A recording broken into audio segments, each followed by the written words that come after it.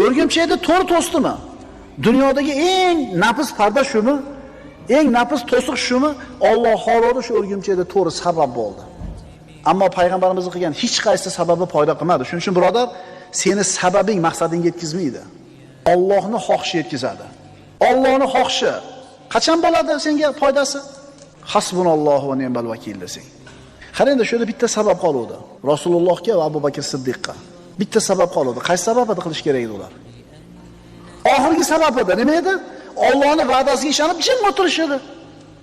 Oxirgi sababni ham qildi, Alloh taolo saqladi. G'orda oldan qaytib ketishdi. Shuning uchun birodar, hamma hisob-kitobni qilasan. Svet o'chib qolsa dvijok, mikrofon ishlamay qolsa manavi, ona qori kelmay qolsa manavi, hamma sabablarni qilding, baribir bo'lmadimi? Endi nima deyishing kerak? Nima deyish kerak shunda?